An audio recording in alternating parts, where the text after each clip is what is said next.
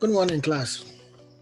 Good morning, Morning, Prof. sir. Good morning, sir. Good. My name is Professor Yes, good Boateng. morning. Morning, sir. Yeah, my name is Good Professor morning, sir. Boateng, and I'll be taking you for research methods. The first part, the research method class is divided into two. So yesterday we shared with you um, I think we shared with you our course outline, which I think a number of you may have gone through already. So I am going to take care of the first sessions, the first 6 weeks, and then Dr. Hinasari will come later with the other sessions, and that will be on the quantitative. So I'll do the qualitative, and then Dr. Hinasari will do the quantitative. If you have not seen the course outline, I think this is how it looks like. So that's my name here, and that's Dr. Hinasari's also name. My email address, you find it on the slides. So the objective of the course is just introduce you to the basic of research and then help you develop the competence or carry out a research project on your own in an academic setting, especially for academic work. But because of our experience, we also try to teach you certain skills that you can apply when you're carrying out research in industry too. So both industry and then academic based research will be discussed. Um, Ideally, you are supposed to have an exam which would have been 70%, and then your class participation group work will be 30%. But looking at what is happening with COVID, it's very likely that we'll do a flip where, like last year, we usually discuss with the students what do you want. Last year, we had something like I think examination was 50, and then the assignments were 70, examination was 30. So if that is what you want, I can flip it to look at like that. If we can agree on that, then we can know that the assignments we give you from both quantitative and qualitative will sum up to 70%, and then the examination will be 30%. Is that what we want? Yes, sir. Yes, Yes, sir. sir. Yes, You have started the lecture, so you have yes, to sir. Yes, negotiate now. If you don't negotiate on the first day, you may end up having something different by the time we end. So you tell me now, then I can discuss with Ohinasari, and then we can get back to you next week. So are you okay with that? Yes, yes, sir. That sir. means that you'll be committed Yes, to do your sir. Yes, sir. assignments and that you'll be Yes, running away sir. from assignments. Yes, please. Yes, Yes, sir. please. Okay then. We are Thank you okay very with much. that. Thank you very much. We are Okay, okay so with the 70-30. if I want to just get a background of who are here, do I have finance here? Yes, Yes, sir. Yes, sir. Yes, sir. No accounting. Okay. MIS. No MIS. Okay. Marketing. MPA. sir. MPA, Yeah. we are here. Yes, sir. Yes. Yes, Yes. sir. So you have got only finance and MPA. HR. Sir, we are Yes, here. sir. Sir. So we are here. Yes, sir. Okay, so I have let me go over again. So I have only HR, finance, and then MPA, if I'm right, so that I can know how to tailor my examples when I'm teaching this session. Are we okay? Yes, sir. Okay. So these are the session the students I have here. Okay, then. Thank you very much. So I'm doing the course introduction now. Then I'll take you through some parts of um, uh, we what is research and how to select a research topic. Now, I just want you to understand that because we have a packed session where we have a semester where we have only 11 weeks, it means that we have to try and do more within a short time. So I pray that you can collaborate with the lecturer and then come to lecture on time and also make use of the other materials I'll give you. Because most of these lectures I'm giving to you, I've already lectured them in the last year, last 2 years. So if you go to YouTube right now, and then let me just flip to YouTube. Hold on. This is one of the good things about teaching on the internet. So you go to YouTube right now.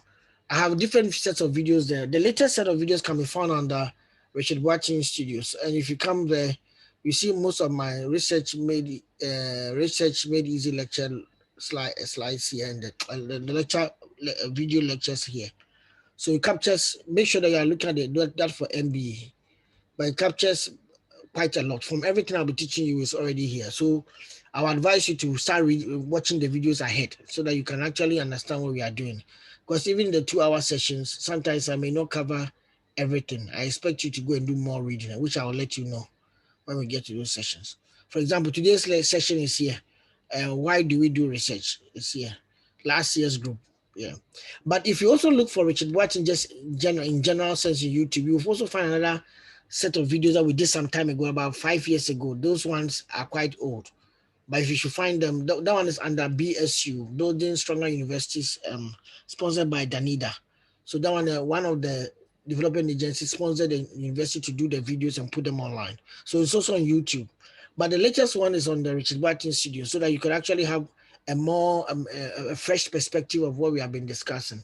So when I finish your sessions and I edit it, I'll put the video here too. So you'll be coming here. You go to YouTube and just type Richard Boateng Studios, you get it. Yeah. I hope you can see my screen. Yes. Yes, sir. Okay. So those of you who are participating on mobile phone, it will not help you because most of the things will be seen. Maybe you might not be able to see it well, unless, if possible, use a tablet or a computer, so that when we are doing exercises or looking for content online together, you can be able to follow through. Okay. Thank you very much. So going back to the course outline. Let me switch. I was talking about the sessions that we have. We will do up to session 5, but we'll do it over 6 weeks, and then Dr. Inasar will come and continue with some of the things that you have to do. Okay then. So that is so I'm teaching both group 1 and group 2. This is group 2, so I'm teaching both of you for the first 6 weeks, and then help you to be able to put down together a research maybe proposal or chapter 1. That's what I'll try to do. As for the assignments, you see them in Sakai. So there's not much problem about that. But usually we all work on a research proposal, which the outline is here. However, we every year update it. So this was the current outline, but I will also, depending on what we study in class, I might update it and put it on the Sakai platform. So look at the Sakai platform for your assignments. Currently, one assignment has been posted already, which is due on the 16th of July, based on what I'll be teaching today and next week. So keep an eye on that. Don't wait till the day is up and then say, oh, the whole show, I didn't understand, so I couldn't do an assignment. No.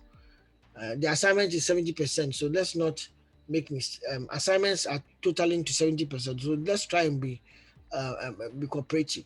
People get A in research method. Even people get 100%.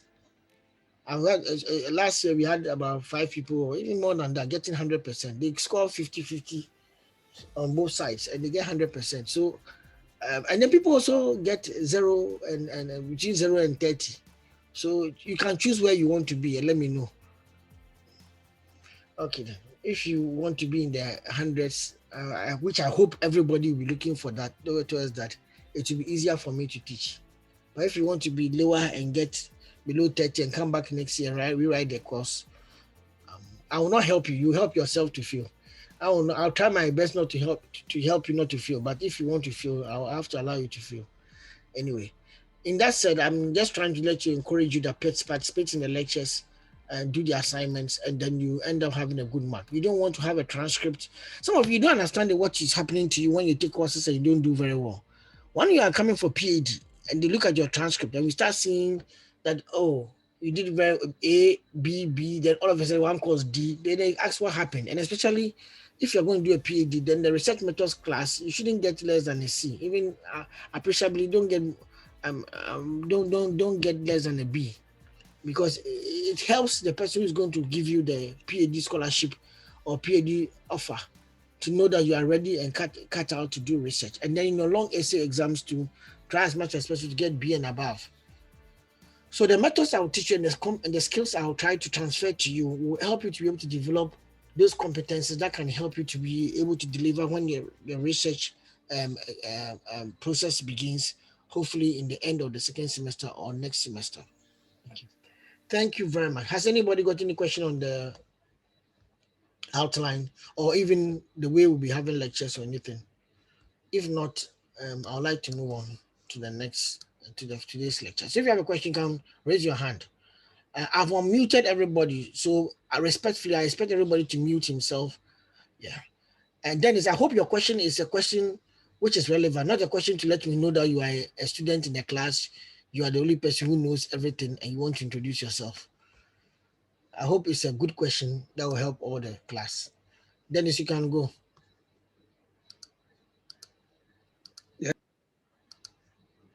Hello, Dennis.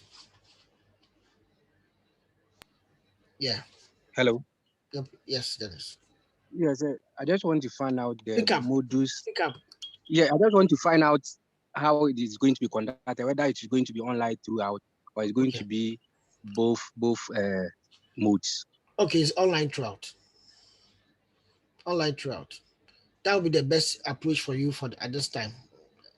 I don't pair the COVID restrictions being on an issue. Then the other issue is that when I'm teaching research methods, I use a lot of documents and I'm using the internet. And you yourself, you understand what I'm trying to say as I teach you. So you realize that as you are swapping between documents, and it's easier for us to be using the this type of engagement, and you enjoy it better. If you want to see me exams, then you can see me face to face. If you want, I don't know whether we want to do exams face to face, but we may think about it. But apart from that, you occasionally see my video of me teaching you. I don't know if your internet speeds are very good. So that's me. If you want to see me, okay. So apart from that, I think have I answered your question, Dennis? Yes, sir. Okay then. But I am very, very glad of students. I like students who participate in the class, ask relevant questions, and then engage us to learn. I don't like students who are just passive sitting down and they are not paying attention. So please make sure that you do that. And respectfully, everybody should rename his ID, his name on the platform and add your index number. The marks go to the index number, not to the name. Sometimes people have the same name, but the index number is what the marks will go to. So if you don't add your index number, participation in class, which matters. You see, somebody said participation, how does participation come in? When you are failing exams, we just go and look at our participation list, whether you are doing very well. So between somebody getting 68 and he being moved from 68 graciously to 70, so that I guess a B plus, it will depend on the participation list. So sometimes people get on their raw marks 67, 68, 69, 66. But when you look at participation is doing very well, we just let the person cross to the next level. So between what will happen to you, whether you get an A or B, it's participation that can help you very much. Some people are very smart. They can get A outright. But it's very difficult for you to get an A in my class and you don't come for lectures. Now and then I have to tell you the truth. I'll find somehow I get them. I don't know. I'll get you that through participation or the way you answer my question. I realize that you're not in class. So you see that. Okay. Thank you very, very much. Are we good? So Selassie, Emma, Azu, Betri, Selassie, Selassie, all your index numbers are not there. Ambrose, Edward, Chega, Betty Dankwa, all of your index numbers are not showing. Linda Owusu. You see, Linda, there's another Linda before you. So if you don't do yours, it will be very difficult. And Linda Owusu, you are there twice. Why are you using your tablet and your phone? Okay. I don't have a problem. Yes, sir. Okay. Richard Komlan Gao. Is that a Richard at Vodafone? Okay. Richard Gao, you don't have your index number there. Rainy, you see, I'm now spending time to mention names, right? And you see, I'm recording, so if I mention your name, your distance, your index number is not there on record. I've mentioned your name, so I can play back and know that yours was not there. Rainy number in back. Okay, so forgive me if I don't pronounce your name. Naomi Kumson, that's a very easy name to pronounce, but doesn't have the index number. Linda Usu, the other one doesn't have the. Kwame Hansen, Kobe Osei,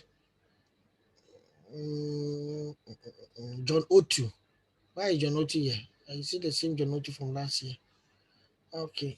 Beatrice Lassie, Jao. Okay. But thank you very much. Largely, I think about 87% of the students have renamed. That's very good. Okay. So let's go to today's session.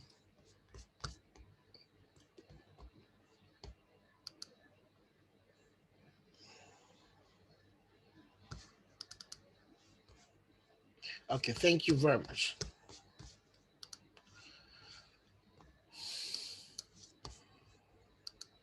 So we start by looking at the issue about research, what is research and why we do research. Today's session, I will try to cover why we do research and also begin session 2. So I'll hopefully try and begin session 2 and discuss how to select a research topic. Okay, so that by the time we meet next time, we'll go to session 3. Now, by the time I finish today's session, my learning outcomes for you is to be able to enable you to be able to explain to me what research is, the research process, and the different types of research. So my key sessions for topics for the first part, that's session 1, is defining research, why we do research, the research process, and types of research. This is what I'll go through with you. Now, the text for the whole session is Research Made Easy. This is the second edition. There's another edition that's coming out somewhere next week, but that's quite limited. I advise you to get this one because that one may not have in many copies. It's usually we do that will be targeted at a different audience, but it's still the same Research Made Easy. Usually all the time we have the current edition being the second edition, and later about 7 months after we do a limited edition for particular markets across the world. So the second edition that is available at the bookshop. I know that as of yesterday, I think it's almost level 2 or it's finished. Next week there will be more copies, but there's a gentleman called Charles Texan. He's at the OMI department. I've given him copies too, so you can gradually collect some from. Because some students go to the school and pick it from him, so you can get some from him. His phone number will be placed in the chat room on WhatsApp later, so that you can call him too. Apart from that, the book is 150 cedis. You can check online. I think this one is $20 plus shipping, which is around usually 150 Ghana cedis or something like that, depending on where you ship from. You end up paying around 300 for the book, but I'm hoping that you can get it from the ones which are in the country already. Okay, so this is what we'll be using for our session, and most of our assignments will come from this. Almost everything that we discuss will be coming from here. So please try and get a copy as soon as possible. And it's a good book for to do your long essay. Many of the students, when they are doing their long essay, cite the book. And we had I think we have over 500 citations coming from students who are in the University of Ghana who have used it for their long essay. We started doing this book in 2013, and after several editions and studies, the second edition of the book, and it's quite a good book for you to use. It's good because not because I'm the author. It's good because I know people use it. I have students from Russia, Zimbabwe, and different countries who use it. So I'll encourage you to try to get a copy. Now, so we start by saying defining what research is. Now, the videos online and the slides are tied to the book. So when you look at the slides and you see that I'm on session 1, you are actually connecting to chapter 1, 2. So session 2 is connecting to chapter 2. So they are linked together. They are linked together. So it's very, very easy for you to use the slides alongside the book and the videos alongside the book. Okay. Now, research is an investigation into a particular topic or social or business phenomena. The challenge that we have with a definition like this is that it connotes the fact that every investigation is a research, but that's not the truth. Because that's a very easy way to just simplify the definition, that every investigation to a social phenomenon is research. Not necessarily. The reason is that research has certain rubrics and certain standards it has to follow.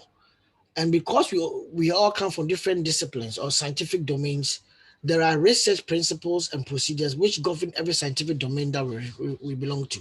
So marketing research, finance research, information systems research, operations research, HR research, even though all of them fundamentally ask a question and try to carry out a research process, there are certain things which are peculiar to those fields of study. And that means that if you do research in that area, you have to adhere to them.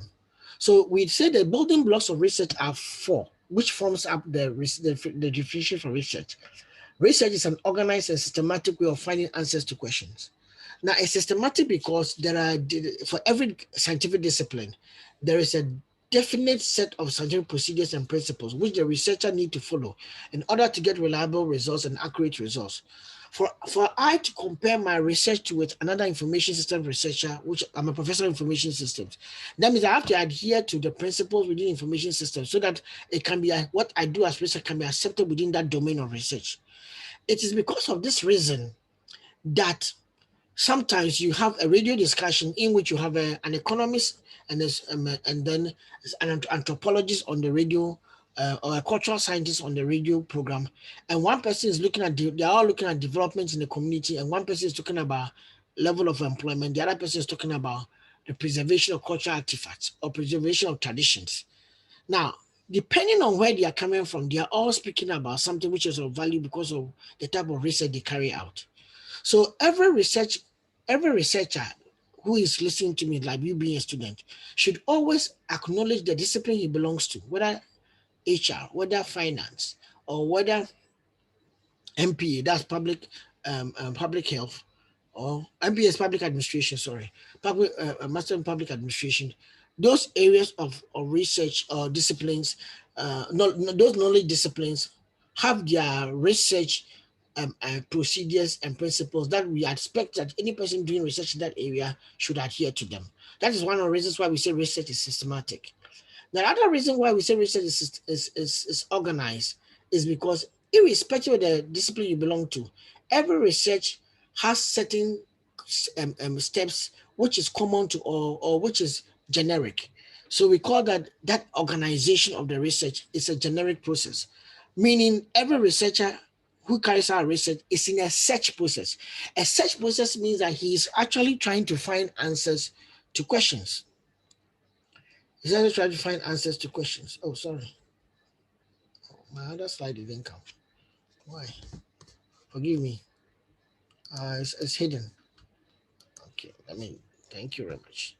So it's trying to find answers to questions. So we have the researcher, because it's organized, the organization is common to all. Every research has some question it's trying to answer. Every research is trying to find some answers. Every research will collect data. Every research will analyze the data. Every research will come out with a finding out of the data, a report out of the data analysis. So those steps that I just mentioned are from the organization of research. So in every research, there is going to be a form of organization which is common to all. The researcher will have a question or a topic in mind to lead to a question. The question will then lead to a method to collect data on the question. And after collecting data, we'll analyze the data, we'll then come out with a result or a particular report. So every research goes through that organization process. So research is systematic and organized. And because of the fact that it is organized, every research seeks to find answers and then seeks to answer a question. So these are the building blocks of a research. The finding answers is important because even if the answer is no, it's still an answer. Even though the answer is maybe, it's still an answer. So every research will try to find answers to questions. And the questions are central to the research. If you look at it very carefully, the definition says that it's an organized and systematic way of finding answers to questions. Questions is the last part, but it's the most important part. Every research begins with a search process, which is directed by the question. So we say that the centrality of every research is the question that is being asked. That's the question that has been an exam question for the past 5 years. I don't think it will come this year, but it's a very good question that we ask that the centrality of every research is the question being asked. What does it mean? If there is no question, where do we begin the research? Where do we begin the search process? The question is what gives focus to the research process. It gives relevance to the research process, and it helps us to be able to know where the purpose of the research is and where we are going with the research. So when we say we are doing the research, then there should be a question. There should be a systematic process or a discipline that we should agree that we belong to. There should be an organization around the process of collecting the data to answer the questions, and then there should be an answer at the end of the day. So we have an organized and systematic way of finding answers to questions. An organized, systematic way of finding answers to questions. Now let's go into the fourth point very well, because a little bit, have a closer look at it, because that's what we are emphasizing, that the centrality of every research is a question we ask. What does it really mean? Now, the research question defines the direction of the research. For example, when I say I'm carrying out a research and I go to collect data, the question is that where am I collecting my data from? The target audience is defined by the research question. The boundary of my research, whether I'm collecting data from here or there, is also defined by the research question. And then the phenomenon I'm going to ask questions on, I'm trying to study, that phenomenon I'm trying to explore, is defined by my research question. The context in which I ask the questions about the phenomenon is defined by my research question. The resources that I'll be able to do to carry that work is determined by or informed by the research question. If I want to do a research on causing financial loss to the state, and I want to study construction projects, so I've defined where my target sector is. I've been able to tell myself that I'm looking at a phenomenon like financial loss, and I'm looking at it in the construction industry. So if I'm going to do such a study and I'm select firms in the construction industry, it tells me that if there are 20 firms and they are scattered across Ghana, do I have the resources to go to visit all of them to do my study on them? So if I define my resources, then I can plan and budget. So your research questions actually informs a lot of things. In fact, it's a research question that differentiates one person's research from the other person's own. We can all have the same topic, but our research questions could be different. An example, you find out that there's a decline in employee productivity in the workplace, and you want to try and find out a solution to it. Now, somebody can do a study on or exploring how financial incentives in the workplace influence employee productivity. So he has picked a factor, and he's looking at financial incentives and how its impact or its influence on or relationship with employee productivity. Somebody can say that, okay, he's not concerned about anything about financial stuff. He wants to know what are the non-economic factors that influence economic productivity. A third person can even ask a question, what are the characteristics of productive employees? Or a fourth person can even ask, how do productive employees suddenly become unproductive? Now, all these four questions I've asked are different research, but they are solving the same phenomenon, or they may be addressing a similar phenomenon, which has to be employee productivity. The last one I said is that how do productive employees become unproductive? Now, that particular question is set on the premise that the study is being done in an institution in which the employees were productive, and as of now, they're not that productive. So what happened? So there's a time factor in that particular type of question. So I have a phenomenon I want to study. The phenomenon is employee productivity. For each of them, I've asked different questions. One of them, I look at the financial incentive or economic factors. Another one, I'm looking at non-economic factors. Another one can even look at both economic and non-economic factors. Another one can also look at how productive employees suddenly become unproductive. So the research questions define give me direction the study I'm doing. It even gives me the boundary. To what extent am I collecting data? If my study is on characteristics of productive employees, that means that's not everybody in the company that I want to interview. I have to determine who are the productive employees in the company. When I define my productive employee criteria, then I can use that one to guide me to be able to select. So in that such a scenario, my questions are about are targeted at productive employees, and it's about what factors influence their productivity. I hope you understand what I'm trying to say. And before I joined UG, I was used to stay in Rwanda, and then we did a study there, and you went to a hospital. And when we got to the hospital, we're trying to do a study on the impact of technology on a particular public and private hospital. In that private hospital, we came to find out that a productive employee for the month I got there to do my study was somebody from the IT unit of the hospital. And I was surprised because usually the IT unit of the hospital is not counted as part of mainstream units in the hospital.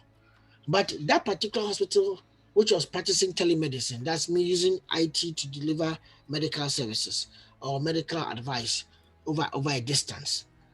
We realized that the unit called the unit for the telemedicine project, one of the IT unit, had one person there who had become the best employee in the whole hospital. So if I'm doing a study on characteristics of productive employees, I may like to start my interview from such a person. So your research questions define where you go in your research. Now, before I progress to the next phase of the next topic in the session today, I want to ask whether everybody understands what I'm emphasizing here. The centrality of every research is the question being asked, and the examples I've used so far. Do you all understand that before I go ahead? Because what I'm going to say next will be dependent on your understanding of the first slides that I've presented here. Am I good to go? Some of you are lying on your bed. Yes, please, you're good to go. Participating. Yes, Farina. sir, yes, sir. You are good to go. Okay. Farina, am I good to go? Yes, sir. You're good to go. Okay, then. Thank you very much. Okay. So let's continue. Now, I hope you have seen how I've designed my slides. So when I give an assignment and I say design a presentation, you don't do very, very funny slides and bring it to me. Okay. So why do we do research? We do research for a number of reasons. Let's hear from some of you. Okay, so Linda, can you tell me why do you think we do research? Don't go and download the slides and then look at it and give me the answer. Why do you think we do research, Linda? Which of any of the Lindas can speak? There are two Lindas there. The first person who says it gets my first mark. Okay, so Lindas are not responding. Sir, to gather information. To gather information. Linda also, okay. Okay. Yakubu Abdul Kader, why do you think we do research? Somebody said to gather information. Okay. Find a possible solution to a problem. To find a possible solution to a problem. That's interesting. Okay. Let's take the last one. Who want to volunteer the last one? Bright it. To aid in implementation of solutions. Hey, Bright. I think you're in the office. The way you're even singing, talking is like you don't want to speak too loud. To aid the implementation of what? A project. Is that what you said? Yes, please. Okay. Boachi Ajiman Boating, you should rename your name and add your index number. Okay. Beta Chiketa, I hope you are fine. Okay. Let's continue. So I've heard from 3 people right now. Somebody's giving to me. Okay. So I'm hoping that Joseph Safo, yeah. Joycelyn, hope you are also fine. To contribute to existing literature. To contribute to what, Saforo? Existing literature. To contribute to existing literature. Oh, okay. So let me say, car companies like Mercedes-Benz and then Toyota, they do research. They do research to inform the future products or to get people information from their consumers about what their concerns about their current products that they are putting in the market. So we do research for a number of things, which you have actually mentioned here. I've seen Kingston's hand up. Kingston, are you contributing or you're asking a question? So we do research to find answers to things that are unknown. Okay, to find answers to things that are unknown. Okay, interesting. Okay, to create or develop something new, to cause something particular to happen, to make sense of what is happening, to explain what is happening, to predict what will happen. When we put them together, we can say three key or four key reasons why we do research: to discover and explore what is unknown or what is less known, to describe what is known, so that you can be able to understand what is happening there, then to explain why that thing occurs, and then to predict if it will occur again. So if you look at very carefully, there have been a lot of flooding in Ghana in the past years. Ghana, as of now, if you say you are exploring why flooding occurs, I would say it's not true. We have gone through the thing so many times that we have moved from the exploratory stage to more of a maybe explanation, and then predict. I think we have even reached prediction. But now Ghanaians can predict that the next flood from this place will get flooded, if I'm right. But there could be an area which is on high ground, and we don't expect the flooding to take place there ever. And then what happened? It rains for 3 hours, and we just realize that, oh, just this small 3 hours rain today, this particular area of Kumasi has become flooded. Meanwhile, it has never had a flooding before. The flood areas in Kumasi had been the KJT area because of the fact that it's in a valley. But right now, this place that is supposed to be on a hill, Opokuare area, then gets flooded. You say, wow, why did it flood? So then we ask, then we want to explore. That's why we ask, we'll try to discover and explore. But for KJT, we even predicted that it will flood again. So we have cross exploration, we have cross understanding, we have cross explanation, now we have reached prediction. I hope you understand me. So research itself is progressive. Research itself is progressive. Safura, your hand is still up. Is it the old hand that is up, or it's a new hand? No. There is an old one. Then you can mute it. You can bring it down. Okay. So the reason, let's go back. Sorry. The reason why we do the research could be any of these things. We'll revisit these things. But one thing I want to emphasize that research is partly a process of discovery and a partly a process of knowledge creation. Somebody said that we do research to contribute to existing literature, or to even to create a new product. So when we are doing research, we may be creating a new product or maybe bringing something new. But that same product that we are creating can also be a discovery. So when you carry out research, while that research is new knowledge to him, sometimes it may be new product to the person. Yeah. So we may be learning something new, we may be discovering something, but as we are discovering, we are creating new knowledge, or we are establishing knowledge for the base to become the base for future research. Now, those of you who know of the 2013-2014 Honda Escape, they changed the design. That's what you see it in town. When they changed the design, they did something interesting to the boot, that if you put your leg under, the boot will automatically open. Now, if you look at the previous versions of Honda and even the then 2012 version of, I think, RAV4, the doors were opening to the side, so of the boot. So when you park in close places where there's limited parking space, especially in the UK and the US, and you have doors that have to open that way, it's very difficult for somebody who has gone to do shopping when he gets to his car to open the boot. So what they decided is, so far the key is on you, the car will unlock. But if you put your foot under, the boot will open. So that you don't have to press a button, but the boot will just pop open and you can put your products in. When the Ford released it, many other cars also followed, or even other cars released it around that same time, and then Ford also copied it. But it was solving a problem which had to do with limited car parking spaces, which people couldn't open the boot, which is on the side, or if you are in a place that you cannot go up so much, you just want to open the boot a little bit, then you have to have some hydraulic system that can pop up the boot open a little height, and then you can actually be able to do the rest yourself. Then others also realize that when you shop, you come to your car, you need to be able to just do a quick drop your shopping items and quickly go. And it's a safety issue too. It's a safety issue too. So as soon as you put it inside, you can close it and then quickly spark your car and go. Now, all of these things were coming out of consumer behavior around the vehicles. Consumer behavior around the vehicle. As we learn more about the consumer behavior, we now know that we should do something better.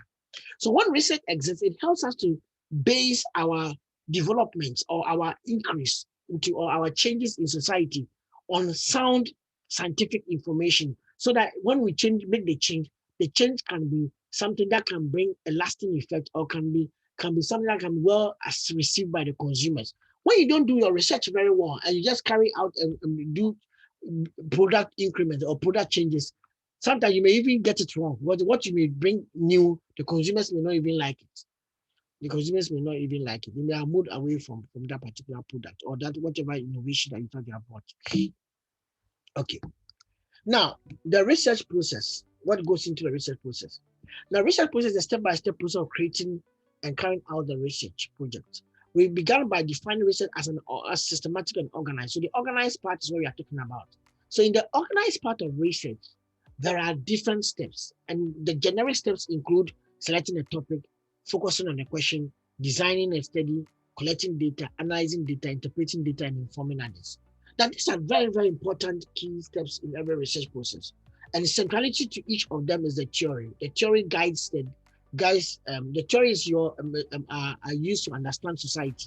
So theories have been proven over time empirically to be able to explain how phenomenon works or how social systems connect together.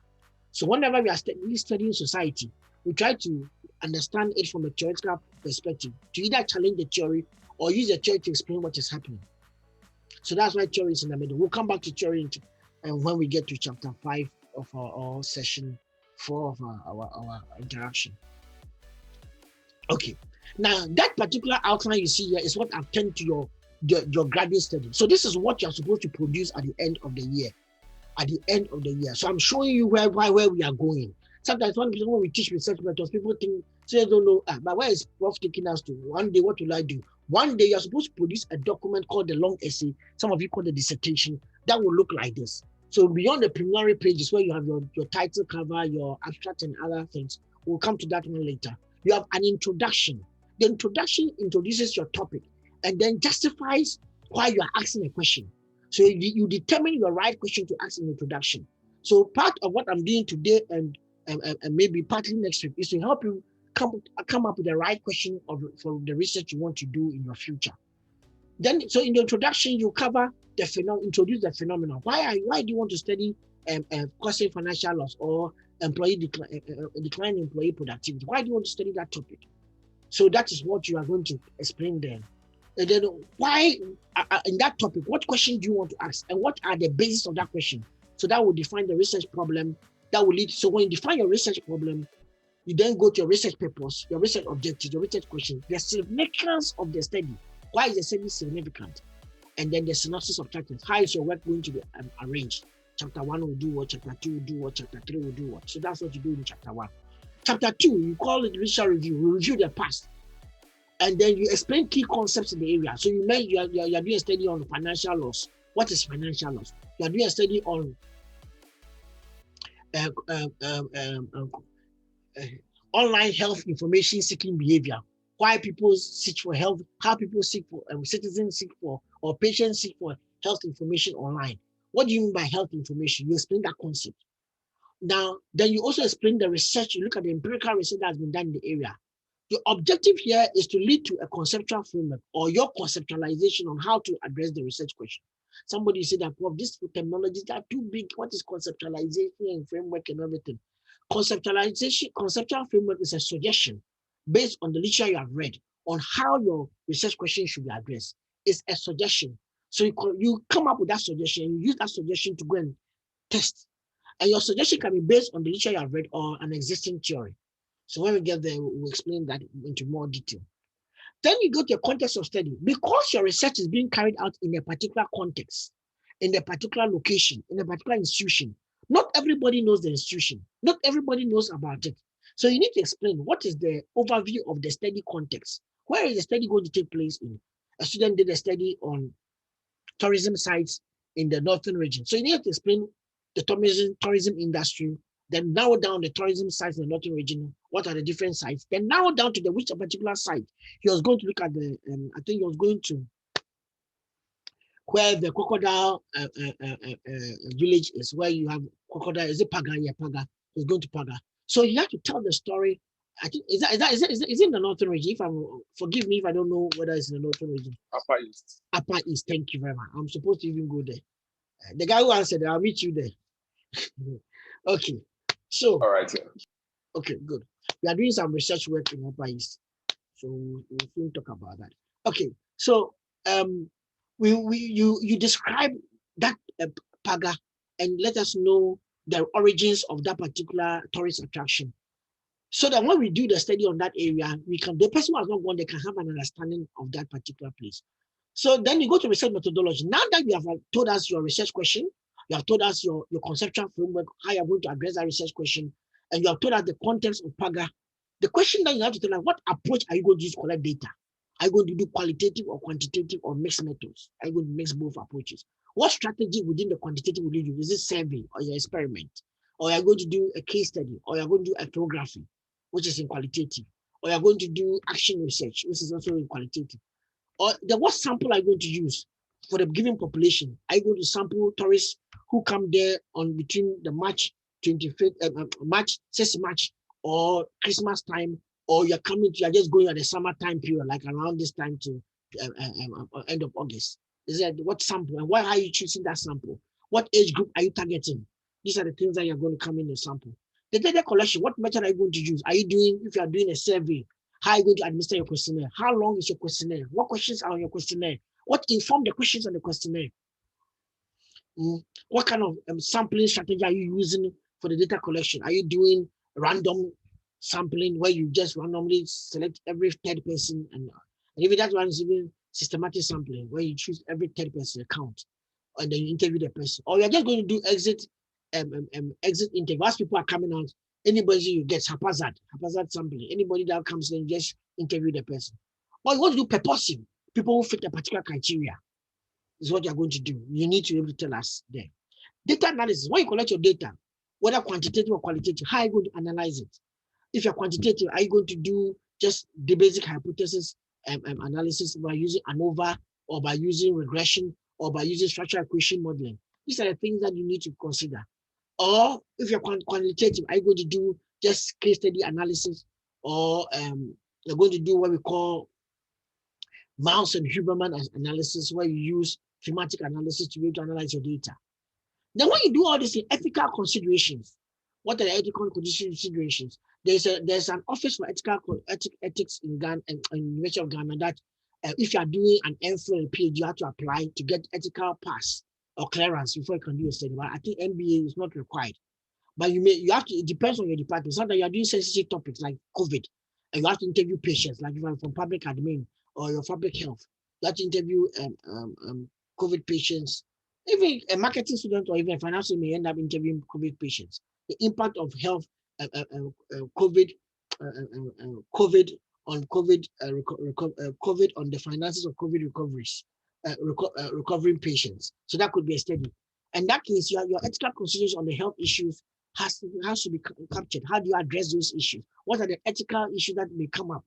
You can't ask certain type of things. You can't ask certain type of information because of the fact that it may be a breach of the person's privacy. These are issues that you have to consider, and you discuss with your supervisor.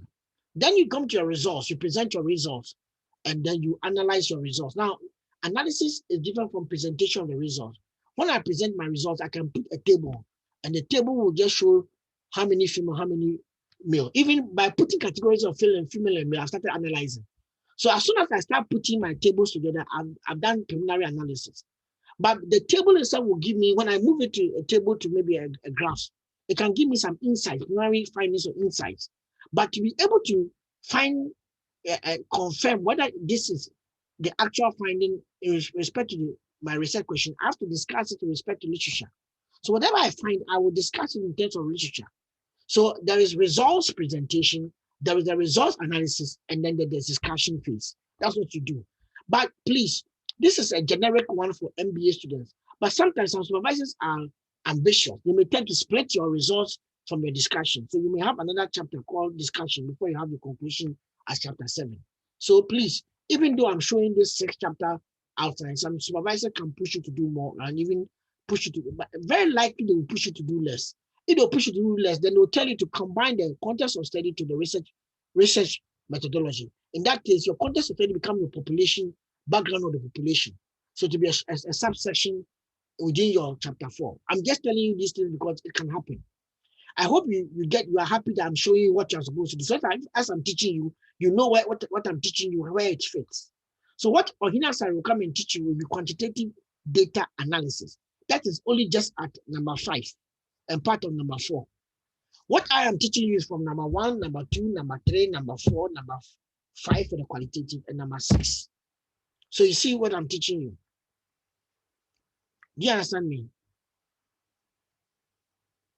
Hey, Yes, sir. Yes, sir. Yes, sir. Yes, sir. Yes, sir. Let's go.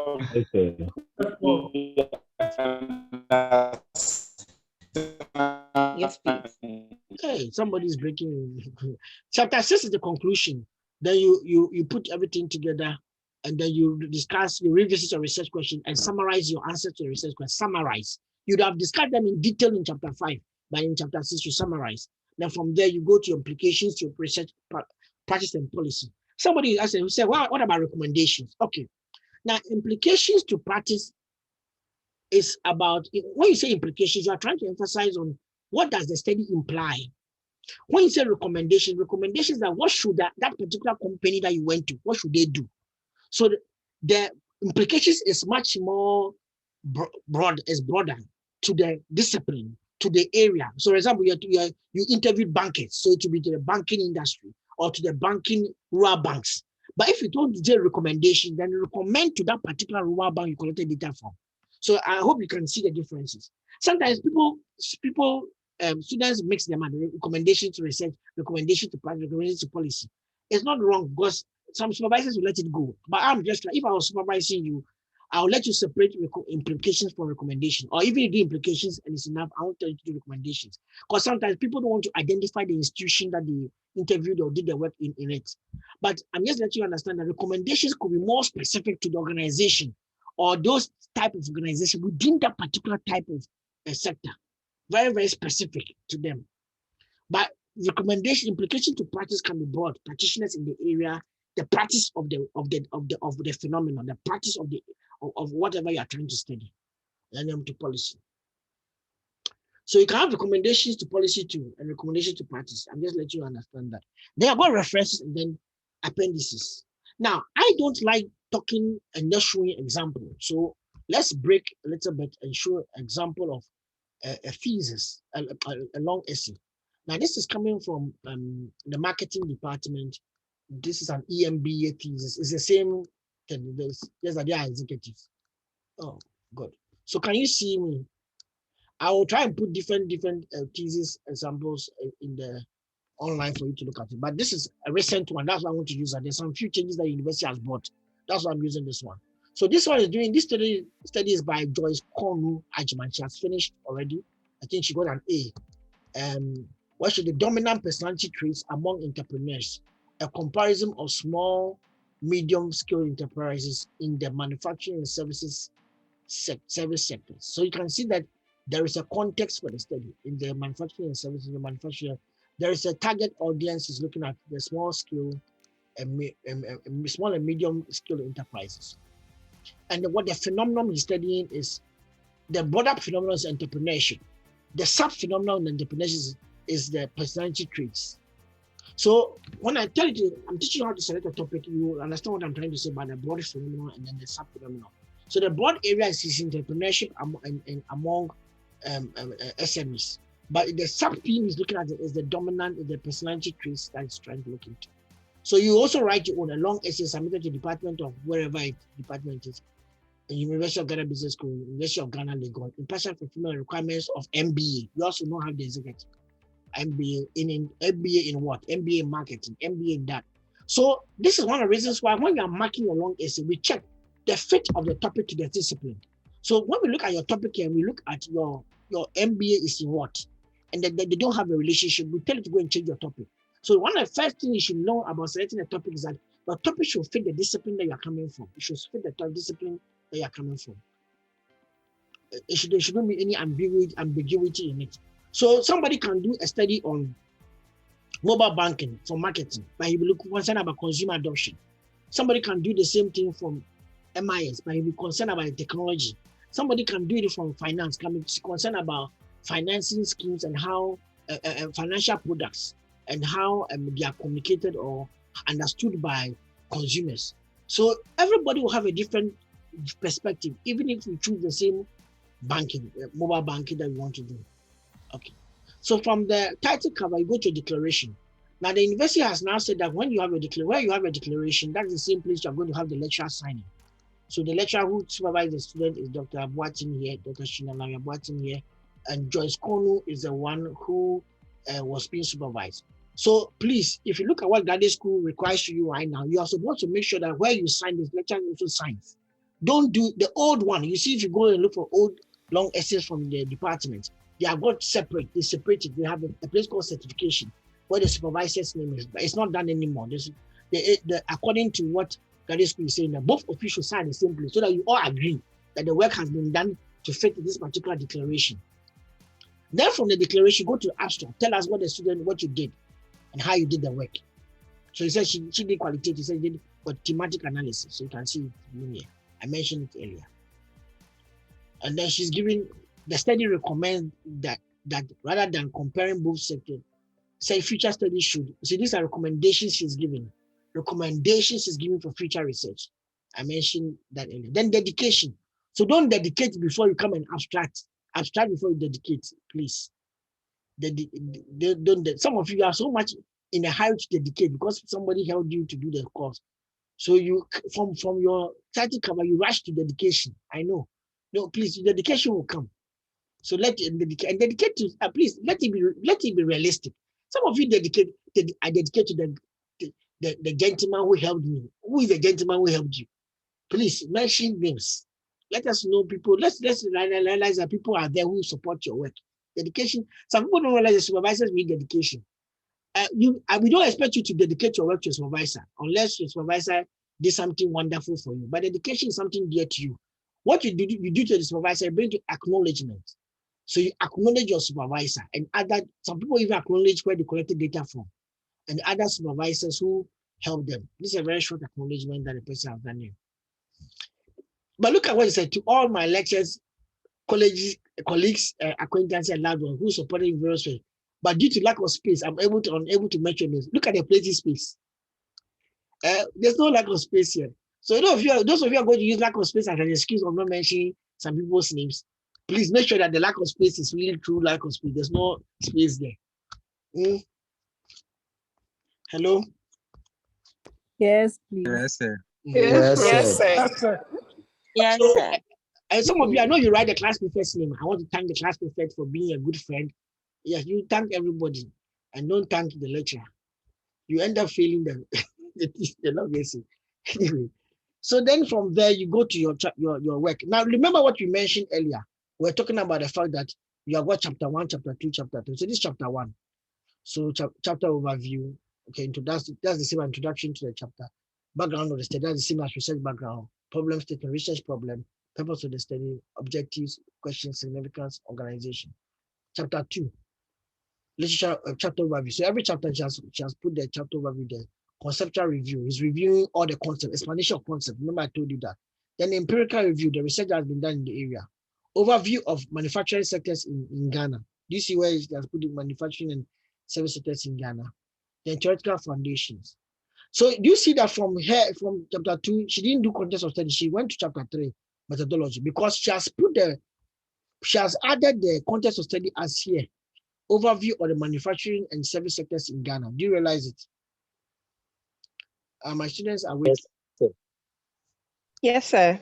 Yes, sir. Yes. Yes, Yes. This one I'm doing, I've not done in any of the videos before. So don't say that he's just teaching. When I finish, I'll go and look for the video and watch. Please listen to it and then so that when you watch the video, you understand. Then it comes to methodology. She did philosophical assumptions. It's not necessary for a master's student, but it's usually for MPhil student. But she wanted to do it anyway. And then a research approach, I mentioned research design strategy. I mentioned data collection instrument. Remember, I mentioned that what instrument do you collect your data? Population, sampling procedure, data collection procedure, pre-testing, validity and reliability, data processing analysis. So she has done more. She has even done more than the basic. These are the works that get A. Then you go to chapter overview. Okay, so the profile of participant. She's presenting the results. She's presenting the results here. And then she has the themes. Because she's doing thematic analysis, she draws out the themes from the work. And she discusses the dominant traits in that influence performance on the manufacturing sector. Then she does that one for the service sector. Then she does discussion, and then that does comparative analysis. Then after that, she finishes.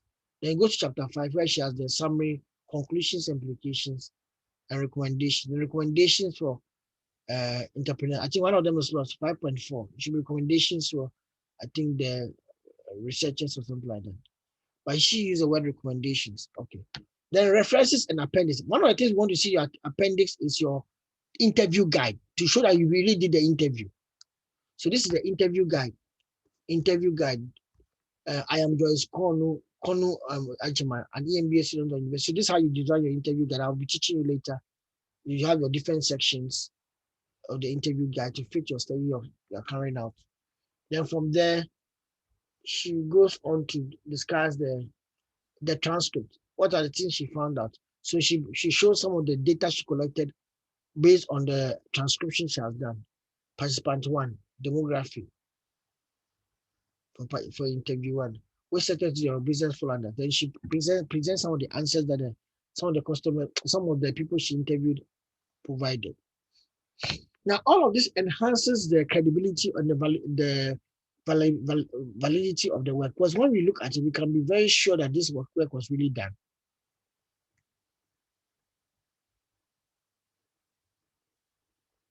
Okay. Are we good? Yes, sir. Yes, sir. Yes, sir. Okay, so now let's stop here. So now Yes, please. I hope I've not scared you, but rather informed you. Yes, sir. Some of you see that hey, this man has given us a lot of scare. Don't worry.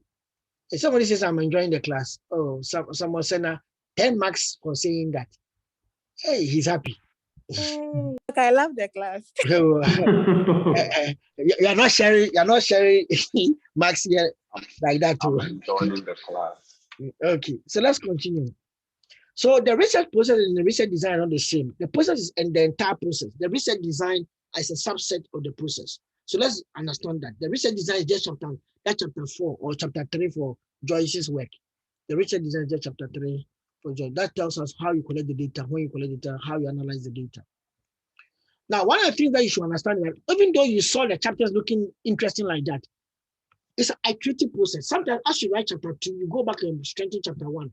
As you write chapter 3 or chapter 4, even as you finish, you may go back and work on some of the chapters better or make it better, or even change some of the viewpoints that you put across.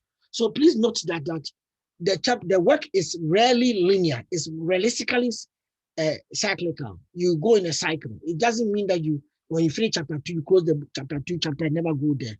But you keep on going up and down. The student who did a study on PAGA, for example, she wanted to do a study on contemporary marketing practices of tourist centers. The case of Upper East or evidence from PAGA. Now, when she started the study, she had access to PAGA. She had everything that she was doing there, so she used to be very happy that because almost every day, every month, she goes there to go and do some work for the firm. Then she was promoted, and she was then transferred to Central Region. So common sense tells you that it's better that now that you have not finished your thesis and you are still in chapter 2 of your thesis, change it to look at the issues in, let's say, Kakum Park, so that you can be able to do the study based on Kakum Park than rather than based on PAGA. Now, when you move the study to Kakum Park, the tourist attractions there are a little bit different. So some things will change in your discussion. So you have to go back and then change it. That's why I was telling you that the study should enjoy or allow the flexibility of revisiting previous activities so that you can revise your focus of your study. Another thing that you should also keep in mind is that everybody doing a long essay should have a bird's eye view. When you select your topic and you choose your question, or you choose your question based on the literature you are reading, note that whatever approach you're going to use to address the question, you have got capacity in that. It's very difficult for you to say that, oh, I want to do quantitative, and you have no idea of quantitative methods, and you also hit numbers. So it will be very difficult for you to learn the quantitative part, then go get up and go and say you're going to do research, the quantitative part. So flexibility of revisiting previous activities, rarely linear, more cyclical, and then the best idea when you make a choice of whatever you're going to do. A study that we did on market women in Medina and then Kaneshi. When we started the study, we didn't know that we may need to have some extra money to be buying the produce. Because when we went there to do the interviewing, we are not buying, we are doing interviewing. The people are not happy about it. They want you to buy the produce or buy their time so they can sit by you and answer your questions. So we learned something for the future research in Nigeria, that when we are going to do studies on market women in their marketplace there, where they do their market on the market day, you should always make sure that you also have extra information, extra money to be able to buy the produce so they can engage them, or you have an incentive for them so they can participate in the research. Now, does that bias the study? It could, or they could give you answers that will let you make sure that you keep on bringing the incentives. So you have to also think about that. Now, the last part of the first set of slides or the session.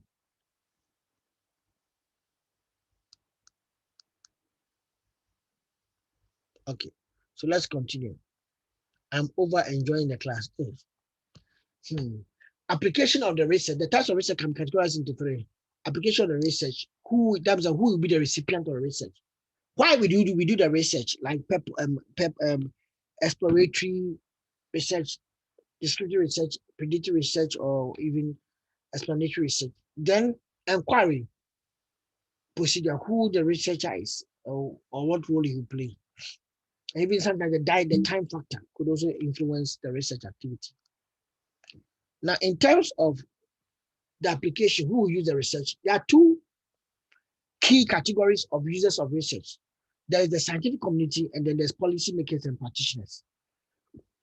Though when you do a research targeted at the scientific community, you call it pure research. In that type of research, the focus is much more on the rigor of arriving at answers, not just the answer you have. Then you have got applied research, which is targeted at policymakers and practitioners. So those ones, you see them as reports and white papers that come up published by companies. A company may hire somebody to do a research or commission someone to do a research for a person. So that one will go into policy or practice research. Now, with those type of research, the focus is much more on the outcome and the or interpretation of the results. So there's more likelihood that in applied research, sometimes the owner of the research process or the sponsor can even collect the report, change some of the findings so that it can suit or communicate something that will be to put them in a better light. So you have to keep that in mind. Most often than not, applied research is usually controlled by the person who is a sponsor. But pure research is done by the scientific community and by researchers. So they don't think they have influence or unknown influence from people who are the sponsors. The basic research people focus much more on the rigor at arriving at the answer, not just the answer, the rigor at arriving at the answer, not just the answer. So what procedure do you satisfy them? So the systematic steps that you have to follow, the procedures and principles matter more for basic research than for applied research. Now, one of the applied research that is very common is evaluation research and then social impact assessment. Evaluation research, you hear M&E, monitoring evaluation. When something is going on, people put in activities to be able to monitor the outcome of that particular intervention or the project. So that one could be more M&E, monitoring evaluation. Then you also have social impact assessment. What could be the potential impact of this particular intervention if you bring it to the community? So that one goes to social impact assessment. So somebody wants to site a borehole, and then they do a social impact assessment and realize that the women don't like the borehole in the city center because they like going to the riverside where they can have their conversation and go and fetch water. So if you put the city center, it will cut the number of times that they have to spend in the field collecting water, or how far they have to go. and that will bring more interference and affect their freedom. So like the freedom they have in going to the riverside. So it will surprise you that sometimes something doesn't make sense, but it's culturally sound. It doesn't make financial sense or even educational sense to you, but it may be culturally sound to the beneficiaries of the study. So social impact assessment is there, and then evaluation research is there. Now, concerning the purpose of research, we can do research to explore, to describe, and to explain. With exploratory research, we are trying to examine something that we don't know much about, or we don't know much about in a particular area. We don't know much about in a particular area. So that's what we end up doing there. Okay, so that's what we call exploratory research. Now let's take an example. To explore antecedents and outcomes to engagement with videos on social media platforms among Gen Z consumers. Now this is a very loaded research objective or question, or objective. I tell it to a question. Now what is it there? First of all, the person wants to study Gen Z consumers. Who are Gen Z consumers? They are the generation Z. Those born after I think 1990, if I'm right. Now they are the earliest generation that you have. In looking at consumers, we can break them into different generational cohorts based on their age. They are the silent generation, the baby boomers, the generation X, generation Y. Y is what we call the millennials, and then generation Z. Now, I want you to know that most of the research in Africa here, and in Ghana in particular, generational perspective has not been captured. So anybody wants to do any study, and you take a generational perspective, you may be able to bring something new to the perspective, to the research phenomenon. So here, the phenomenon they're trying to study is more of engagement with videos on social media platforms. So they're studying social media platforms, but you want to look at how people engage with videos. But you want to look at it among Gen Z consumers, not everybody. And what do you want to look at? What are the antecedents for somebody? What makes somebody engage with a video? And what is some engagement with a video means that he claims to watch, he shares it, he uses emoticons to express his view concerning the video. Good. So on the social media platform, so the context is well defined. The only place that the location in terms of country is not mentioned, but it could just say in Ghana. But let me just show you that same topic used in different perspectives for different type of disciplines. So the first one can be done by an MIS person or a marketing person to explore the antecedent and outcomes to engagement with videos on social media platforms among Gen Z consumers in Ghana. Good. The second one, to examine the antecedents and outcomes to online health information seeking behavior on social media platforms among Gen Z consumers. I can even end, we could have even ended here in Ghana without bringing it among Gen Z consumers. But here is for public health people, and then information system students can also do this one. Online health information seeking. So somebody can also do a financial mortgage information seeking behavior. People look for mortgage information online. Somebody got financial investment. So all of these are potential topics areas of study you can look at. Antecedent means that what are precursors? Outcomes. What is the outcome? What comes out? What is the output of a person doing that particular behavior? Now look at the next one. Made in Ghana, as cars have become a thing in Ghana and become an issue in Ghana here. And recently or yesterday, Toyota's own was launched after months ahead of time. This one was also launched, that of VW. So we are here to examine the antecedent and outcome of to examine the antecedent and outcome of consumer purchase intention of made in Ghana vehicles among Gen Y, Gen Z, and Gen Z, Gen Y, and Gen X. This is a very interesting study. The person is doing comparison among the generation. That's one. The person is also doing a study on consumer purchase intention of made in Ghana vehicles. That is also has culture issues, so many dimensions of issues there. So that one is also original, very, very different, new in Ghana. We are not done studying. Even without bringing the consumers, the Gen Y, Gen X, and Gen Z, is an interesting study. Even if he doesn't look at this one. But when he does that one, it really makes it much more interesting. Because one Gen X, Gen Y, Gen Z, not all of them have purchasing power to buy cars. Most of them are very young in companies. They are just finished their national service and they are joining companies. But parents will buy it for them. Now, to examine antecedents and outcomes of citizen engagement, public admin, with government through digital platforms among Gen Z, Y, and X citizens in Ghana. So you are saying that, okay, so citizens are like engaging with government, but right now, digital platforms, when I didn't say online, I said digital platform. When I say digital platform, mobile, TV, digital TV, all of them are part of platforms that government is communicating with citizens. So what makes citizens engage? Government can send the information, but citizens may not engage. So what makes citizens engage? Call into a radio station and contribute something. Go online and like a picture put there by a government agency or a Kufuor's page or the president's page or something like that. You're going to go and comment. It comes from this is a kind of study that will look at that. To examine antecedents and outcome of consumer use of emoticons. Emoticons are the icons that you use to show emotions in engagement with online information and brands. This is marketing, this is information system. It could be so many different areas, depending on what type of brands you are looking into. To examine the antecedents and outcomes of consumer adoption of financial products, finance, among Gen Z, Gen Y, and Gen X. Now, let me pause here. Do you have any question? I'm just showing you how all these are new areas that a person could do research. Remember what I told you, the centrality of every research is the question that is being asked. The phenomenon we are talking about is just studying consumer behavior or behavior of consumers. But I'm looking at this from so many dimensions. Citizen behavior. I'm looking at this from information seeking behavior. I'm looking at financial consumer adoption of financial products. All of them fall into a broad area of research that I'm trying to do. Now you can see the dimensions of different questions that can be asked in the exploratory manner.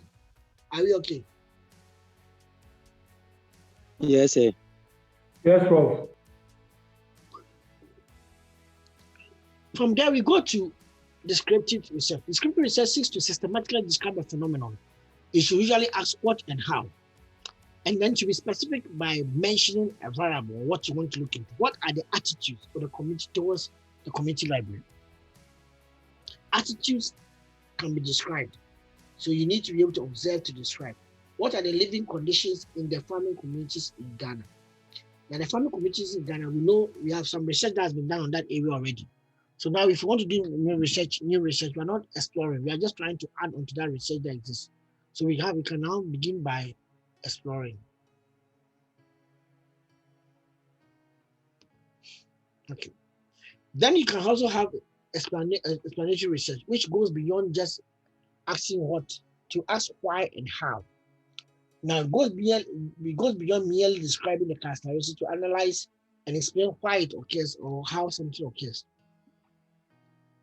So a question like why and how do firms achieve value amidst the fierce competition in the microfinance industry?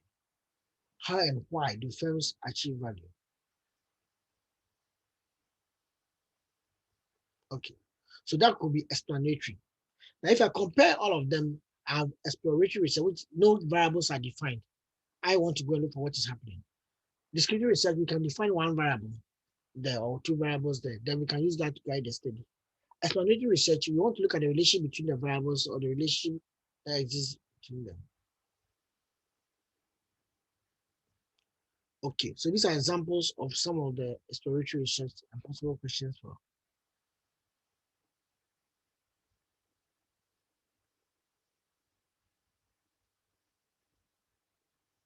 Okay, so now let's look at the last part. Approach on the research. The time dimension, I don't think that will be in the book for you to read. I won't go there. Okay, we have got the approach of the research. That's quantitative, qualitative, and mixed method. When we talk about quantitative, we are talking about the extent of the problem or existence of a relation between the aspects of the phenomenon by quantifying. All quantitative research like to quantify a relationship or quantify the existence of a phenomenon. So most of the things that they do is about survey, and then they quantify and say that out of a population of this is the numbers. The number 30% were found not to be in rural communities, or 30% were found in academic communities, say school. And then I will then say, is it significant? Or did it come from a significant number of the people? So you end up doing quantitative studies by looking at variations in phenomenon. Then you have qualitative. Qualitative doesn't like doing variations. Qualitative likes to do explanations or explore the meanings, attitudes, values, beliefs that people associate with a phenomenon in order to establish a better understanding rather than to test or support or dispute the relationship. Let me give an example. You see the pen in your hand. As of now, that pen in your hand is a means to an end. Whatever you are saying, those of you who are serious are writing based on the pen or a pencil that is in your hand. However, that same pen, if I go into the banking hall, it's not a sign of, it's not a means to an end to writing, just writing notes. Now I'm using it to access my own money in the banking hall. So it's giving me access to resources.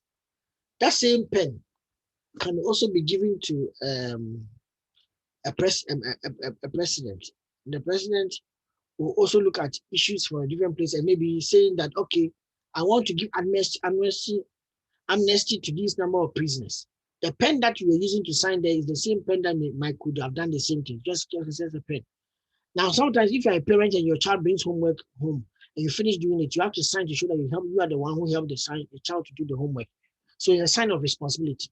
Now, the pen is not different. What has been changing is the circumstances in which the pen is used. So those circumstances define the context or define the culture that surrounds the pen. So in that scenario, you realize that the pen itself is not necessarily special. It is what we find it being used for. It's what makes it special.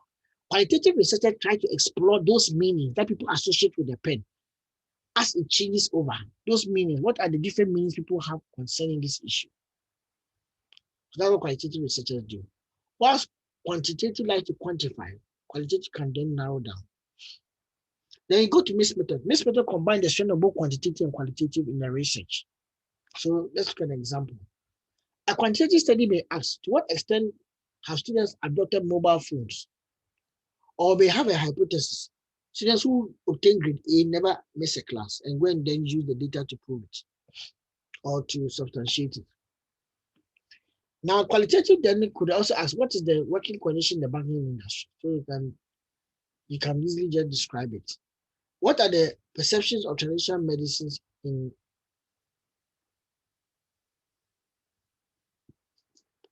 what are the perceptions of traditional medicine among nurses? So I'm doing qualitative. Now this can be qualitative exploratory. Remember, qualitative is more about the approach. What type of data you'll be dealing with? Quantitative is about numbers. Qualitative is much more about the text. So in qualitative, most of the data will be based on text. Text information, T-E-X-T. And then quantitative will be based on numbers, N-U-M-B-E-R-S. So numbers is what you see in quantitative, and then qualitative will be about text. Mixed method will try to combine the two. So what are the type of primary schools in the city of Accra? What's the extent of their popularity in the city? Okay.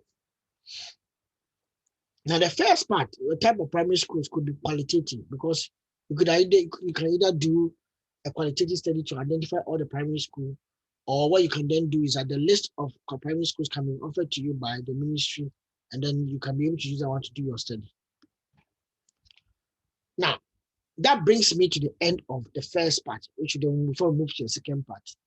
There's one aspect I didn't talk about, that's the time dimension of research, which I expect you to read on and to also get read on it yourself and then try to understand. Then I can discuss with you later.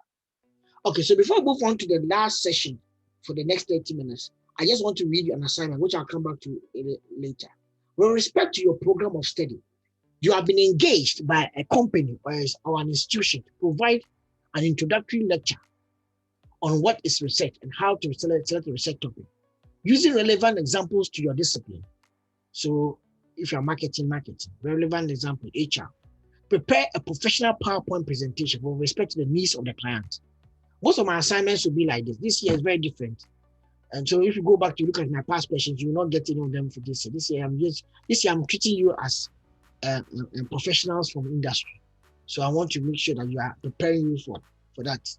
And I'm very happy that by the time I finish, most of you will be applying for consultancies. I'm very bold because you can write consultancy documents. I'm praying that I can get some time to teach you how to put a consultancy, a research project into a consultancy project type of report or type of proposal.